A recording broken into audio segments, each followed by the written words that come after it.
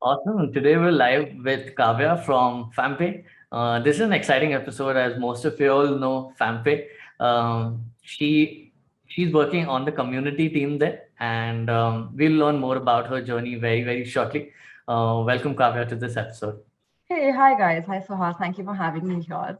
Thanks. I am Kavya and I work in the community team at Fampay, like Suhas just mentioned. And I'm really stoked about what's going to follow in this conversation now. We're super excited to learn more about that as well. So, Kavya, to get things started, how did you end up in community management? What's your background like, and what's the work at Fampay really look like for a community manager? Okay, funny enough, when I got into community, I didn't even know what community meant. I don't think I knew community was like a title out in the market. I knew I wanted to work for Fampay and I was really stoked about the product that they were building. And I was going through all the job listings they had. I was like, okay, this seems interesting. I've never heard about something like that. I don't even know what the role is. But I read through all the job description. I read through all the, what the scope of work would be like. I was like, okay, this sounds like me, but I don't know what it is. So let's just give it a shot. And when I got in, I understood what was going down. And I was like, this is something that we've been doing all along. Like we've been thriving in communities, micro communities on the internet all the while. But nobody could ever think of, finally giving a name to it and creating a job out of it and putting it out in the market. So that was, and 2 months into it, 2 months I was just figuring out what I was doing. But the third month I was like, oh, this is great actually. This is so impactful. I know what we're doing now, and it makes so much sense at this point. So yeah, that was my thing. I think most of us end up in community management by this exact same path that if we don't even know, we end up doing stuff that is community management without even knowing about it. So yeah, welcome to the world. I think Fanpay is a very exciting product. Been hearing about it from a lot of youngsters. What does the day in the life of a CM at Fanpay look like? Okay, interesting. My day looks like waking up to a daily meeting that we schedule. We call it a rave because the meetings are boring. Who wants to attend meetings? We like to attend raves. So it's just the morning Kickstarter so that people get excited about entering a meeting that's called a rave for some reason. We do engage in little quirks here and there, little quips here and there, just keeps us excited all the time. So yeah, the moment I wake up, I have my coffee. The first meeting I attend is at 12. It's called a Discord rave.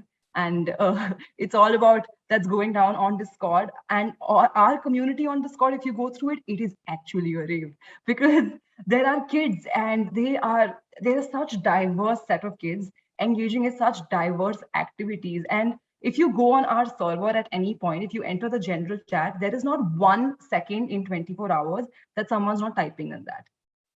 Someone's constantly typing. And this is something that I challenge everybody. Go to a general chat right now, you will see a kid is typing something. And there's constant buzz happening.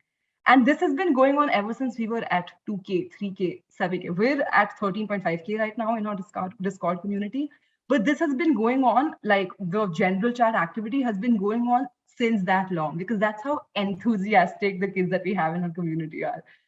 It's really exciting to interact with these kids, to be honest.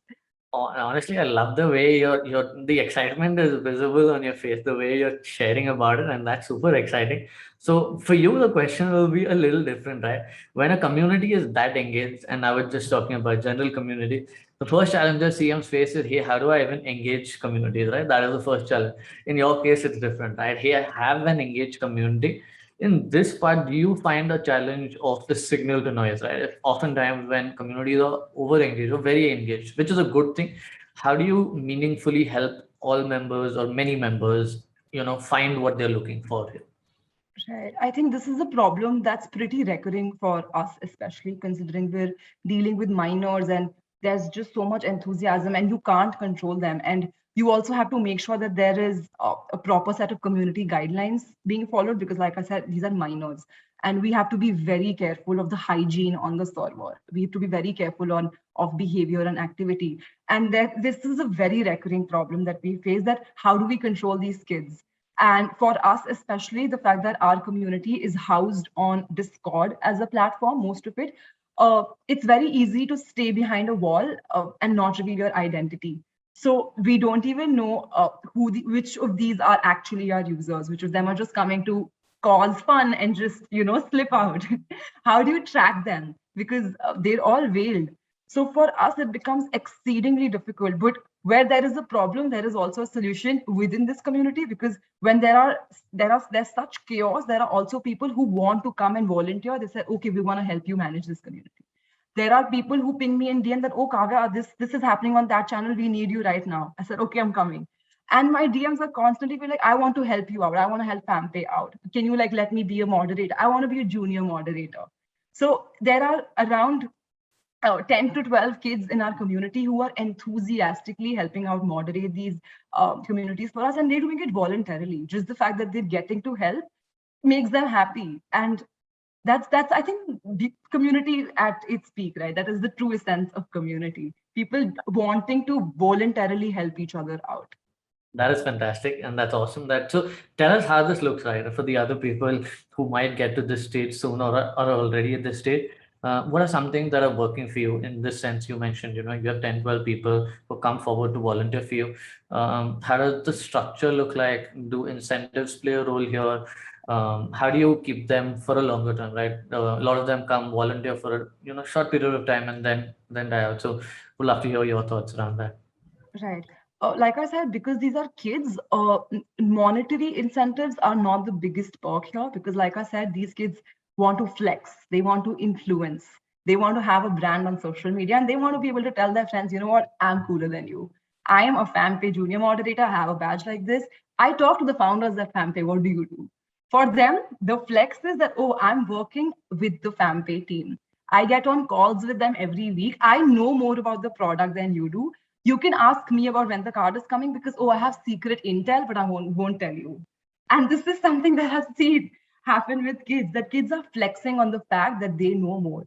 And we also make sure that we, give them that position that, okay, you are important to us. We value you because of all the work that you're doing for us. And truly, genuinely, they're doing invaluable work for us. Just by being constantly being present in the community for them, it's just using Discord as they normally do, but also to kind of like condense all that's happening and report it to us, because as community managers it's not possible for us to constantly stay active on what's going on, considering the fact that there are so many channels, so many categories, everything's all over the place. um, it's essential that we have at least one of them like on every channel at all points, and they have to do nothing. They have to be there, talk to these people, engage with them sometimes. If they have queries, answer a few queries, and sometimes just read. Even if our junior moderators don't engage with them actively, if they just pick up the pulse of what's going on in the community and report to us and let us know what's happening, this is what people were talking about, this is what they're interested in, this is the event that they would like to have, that's invaluable to us. Just that little insight that we get once a week, that is invaluable to us. In return for that, we give them incentives on the app that, okay, we're going to give you fam points. There's something called fam points in the app. You take extra fam points. You come hop onto our team meetings, look at how we structure things. You give us ideas and we will ideate them. You take a badge on the community. We give them also extra product updates that, okay, this is what is going down, but right now. You get that privilege. So that way they're really motivated. We have a cycle of these recruitment of these junior moderators. They stick along for 2 months, 3 months. I mean, a lot of them want to extend their, always have wanted to extend their tenure, but we prefer to go on a rotation basis because there are so many people who want an opportunity. So we want to give that opportunity to as many people as That's possible. awesome. That's awesome. So at any point of time, you have about 10, 12 people who are volunteering to help out, Yeah. right? Yeah. That's awesome. And you mentioned the community is 13.5K strong. What is that is the total number of members. How is retention look like for you in terms of how many people stick around for a longer period of time? Right. For us on Discord, retention is not about drop off. There's no churn rate as such as drop in engagement. So, and our community is extremely sensitive to events. The more the events we do, the more the activity we see happening. Even 1 week we let go barren without an event, we see a considerable drop. So one thing that we've realized is that they are responding very, very actively to the work that we're putting in. The more the work, and it's very visible to us. Like we've experimented, we've tried to do that. Okay, let's do no events. Like what if this is, just a vanity metric that people are turning up and it's not working? But we've seen our growth like viscerally pause. Like there has been a blog that because we didn't do any event, it's just stagnant. And we do 2 events, suddenly it's 3x. So people are coming to us for the events that we're doing because they're, in a sense, just so Gen Z and so for them that they like it. And by now, like in just 7 to 8 months of us running Discord now, that is something that we've kind of tried to figure it out now. This is something that we do have an idea that, okay, now maybe we do understand what they want. That's interesting. What are these kind of events that folks, or maybe, one or two examples that you can share that are working for you? What does your calendar look like? Right. So we've experimented with multiple events. We've had slam poetry events. We've had multiple workshops. We try to give access to these kids to multiple workshops on different topics, right from extracurriculars to cryptocurrencies, financial literacy, art, dance, music. We've had general jam nights where people just come and just get to showcase their talent. We want to give them a stage to showcase their talent and just have fun on the weekends. We do game nights. We do game nights for different esports events like BGMI, Valorant, other esports that these kids are playing.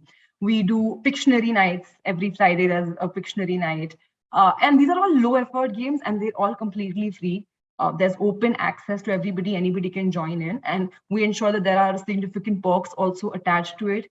We make sure we incentivize all these users. We have a recurring event called TeenX Talks running on Discord every week, wherein we give platform for teens to come on board, share their stories with their peers, help people understand and inspire, and just make sure that, okay, if they could do something, other people could do. So this is a different model of influencing we want them to also engage in. So that is something that's working out. And typically what I have realized so far is that our kids are very, very curious to know about finance. And the fact that they've entered the Fampay community, they expect to be meeting people who are into startups, who are into entrepreneurs, who are teenpreneurs, and they're very, very curious to know. So if you ask them, okay, you want to learn about cryptocurrencies? I have kids who give me stock advice on DM. Like, Kaavyya, you should go buy this stock. I'm like, you're 13. Okay, if you say so, I will Dude, believe that you. is so Thank you. awesome. Yes. Oh, that's awesome. Like, I love the way the excitement with which you're sharing all this. Honestly, it is contagious, and I hope the community grows as much as it's growing right now, and even more. But thanks for sharing. I think lots of insights there. Moving one step forward, Kavya, I think you mentioned a lot about Discord, but what does your stack really look like? A community does require, what are your channels by which people enter? What do you do there, right? Are there any specific tools you use there? You mentioned events is a big play. So, do these events happen on Discord itself, or do you use different platforms for that? We'd love to hear if you can share anything around, the channels and the tools that are working for you. Right. So we kickstarted our Discord community somewhere around January. So all of this that I just mentioned has been going on in the past 7 to 8 months. Before that, all of this was happening external to the application and was happening typically through, say, Zoom meetings, typically through engaging with these communities. Right off, when we started off, we always knew that community is going to be a very, very strong leg to our product. Like it's going to run simultaneously to the product, considering the fact that we were dealing with the demographic that we're dealing with. These kids influence each other very easily. They function in tribes. They, in a sense, function together as clusters. So we realized that to be able to tap on them, we want to be able to tap on groups and evangelists. Initially, we kickstarted off with programs. We ran a teenpreneurs program. We ran a teenfluencer program. Teenfluencers were basically these cohorts of kids we were onboarding and we were training them as to how to become influencers, how to create content. We were giving them a wholesome boot camp of how to go about content creation, how to be sensitive to social media metrics. And then we were also sending out our products to them that, okay, you start off your influencer journey with our product, unbox our product and put it out on social media, rate it out, make a review video for us. So we're running camps like these for them. And that was one of our first programs. Later, we came up with the Teenpreneurs program, wherein we wanted to come on board kids who were very interested in entrepreneurship, kids who wanted to start something of their own, but didn't have an idea or didn't know where to start. So we wanted to bring them on board, also make them network with each other. We showed them the power of networking, that, okay, you are not alone. You are not the only person who looks at wanting to become a founder. There are 70 other kids like you, and you can meet them here. So we introduce them to the idea of that. And I think our teen influencers have been one of the most strongest and closest, the first 1,000 users of our app. And they're still in touch with us. So many of them have gone to college now, but they still look back to us, they text us, they're still in touch with us. Because all of these programs were run by employees at Fampay. Even the founding team was very closely working with them. So they felt that sense of personal belonging. We had an Instagram community only for them. It was called community.fam. We still have it running. It's a closed group where only these brand ambassadors of ours and teen influencers and teen entrepreneurs, basically any kid that had been associated with us in any event or any program like that, had exclusive access to them. So they were connected to all of us on that one Instagram page that we shared. So it was just very colloquial and very intimate. And we made sure that we, curated that experience for them. And I think we did a good job because we're still in such good contact with all of these kids. That's awesome. That's awesome. That's new as well. Um, the second bit of that question was, do you do everything on Discord? Is there any other tool in specific, and maybe not specific to Fampay? Do you have these? You would have researched a couple of times. Hey, what's a good tool for this? So what does Stack for Kavya look like today? If you were to start a community from zero, maybe Discord is your go-to. But along with Discord, what does your stack look like? Right. So there are significant loopholes in Discord that we feel like we need tools to mend with. For us, like I said, the fact that we were still figuring out what our community angle would be, we were too busy, interacting with these kids and finding the right people to join us. And now is the time that we're actually looking at tools more closely. Now that we've had a community and we know that, okay, it's scaling and we need to scale and we need a more systematic strategy to go about it. Now is the time when we're reconsidering our North Star metrics. We're reconsidering, okay, what is the platform? Do we want our community to exist within the app? Because at the end of the day, we're a financial product and we're making an app in existence. And do we really want to send people outside the app? Because these kids are enthusiastic, and what is the kind of like experience we want for these kids to? What is the visual appeal for this community? What do we want it to look like? So those are actually things that we're getting into now that we've kind of streamlined where our product is heading, is where we're now coming to where we want the community to head and look like. Very interesting, and that's a great point, right? I think before, everyone gets stuck in this stage of, hey, what tool do I use? But before that, it is about getting a community going first. You can even just use WhatsApp. You can use very simple things to get started. So that's a great point. Kavya, moving on to the last section. I'm sure lots of great things happening, and thanks for sharing all that at Fampay. But in general, as a community person, what are the challenges that you think you or others around you face today? Okay, as a community person, okay, that's actually like a lot of these challenges I think would be similar to what I think social media managers also face these days. One being with content, uh, in terms of deciding where your angle for the community would be, what your engagement game would be, if you want to create content in-house or if you want to encourage your community members to start creating content. And in any case, there has to be content on the community. The community people come for the content and then stay for the community. So to have that hook for content, I think figuring out that content strategy for me personally has been one challenging task. That's something that I'm still navigating through right now. Still considering if we want to invest into creating in-house content, because it is a serious investment. Also, the quality of it matters so much. We don't want to be just starting creating content in-house. That's substandard. We want to be able to create content that stands out and is also exclusive, because there is so much infobesity in the market at this point. Everybody is creating content. You go there are educational reels out there. Everybody is trying to educate each other. What is it that we can do that stands out? What is it that kids believe that, okay, this is something that is available only at Fampay? So deciding that content strategy on the community and how it's different from anything that's available out there on the internet is one issue that I have faced personally. Second has been engagement loops to make people keep coming back. Events is one day, okay, one thing you do, okay, you're doing an AMA, you're doing a workshop. That's very cohorted targeting there. By doing an event on cryptocurrency, you can target a crypto cohort. By doing an event on music, you can target a music cohort. What is it that we can do every day that makes people want to come back every day? So figuring out those engagement loops, figuring out how, because we're such a diverse set of people. It's not a community like yours. Like product folks deals with people who are interested in products. So you have that one topic that you can go all deep in, right? With us, it's kids, and it's them and their entire life. Kids go to school, kids go to drama class, kids are attending workshops on the internet, kids are making reels, kids are doing everything. So because our kids are doing everything, our community has to have everything. And when you have to have everything, it's very difficult to maintain quality because there's so much quantity of the topics that you're dealing with. So with us, that has been the biggest challenge, and we're still trying to kind of decode that.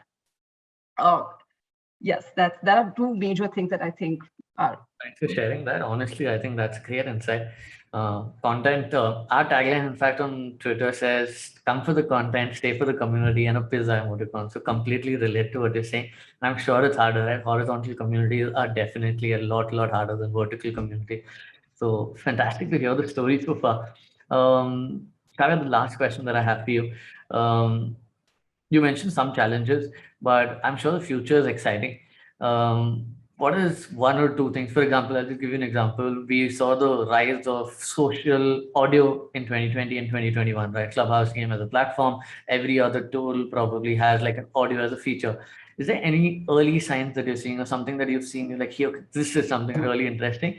And even if you haven't seen something, but something that you guys would have brainstormed, I wish this was something that was there, right?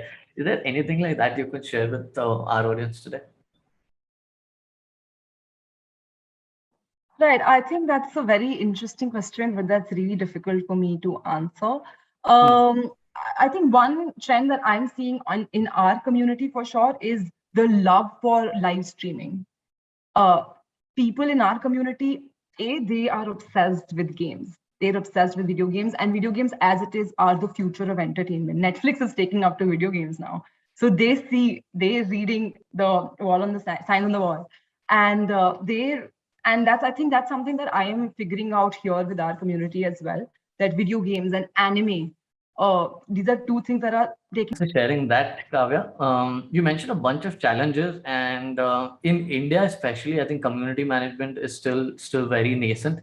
Um, I would love to hear your thoughts on how we can bring community management mainstream. Of course, it is a buzzword today, but how do you really get good folks to take up this as a full-time profession and seriously?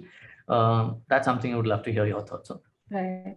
I'm so glad you mentioned that, because I think we started off with talking of how when we became community managers, we weren't even aware of what community is. And that's how novel this entire concept is. And I agree that it's become hot on the market now. Like it's the new thing where people make talking about community building on LinkedIn. Everybody wants to talk about, oh, it's, community building is at the core of our product. And everybody thinks it's fun to sell. But of course, there is still, I don't think community managers are still seen uh, with the kind of respect that the job involves.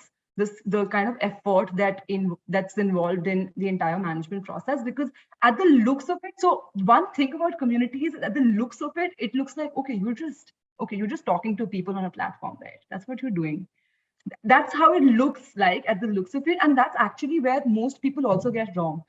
There are two kinds of people. One, who don't understand the depth and the intricacies of community and the immense value and ripples that communities can create. Second, who think that communities are easy, anybody can become a manager.